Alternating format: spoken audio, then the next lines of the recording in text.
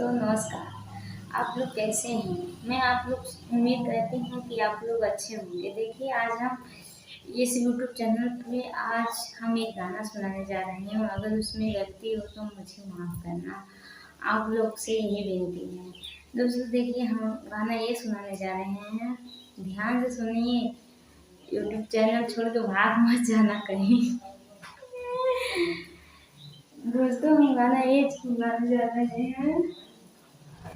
जाता कड़ाही तेल डालाए राजाऊ, जाता कड़ाही तेल डालाए राजाऊ, मछरी बनौले बनी खालाए राजाऊ, मछरी बनौले बनी खालाए राजाऊ, पिसला मसाला हाथ भवाला राजाऊ, पिसला मसाला हाथ भवाला राजाऊ, आवा मछरी बनौले बनी खाला राजाऊ।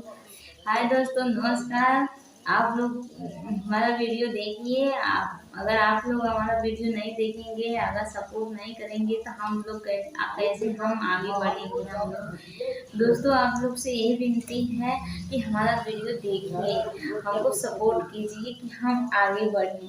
हम लोग से अगले वीडियो में फिर मिलेंगे। आप लोग को बहुत गरम गरम बहुत स्वादिष्ट मछली आप लोग को बना के खिलाएंगे। दोस्तों बाय बाय।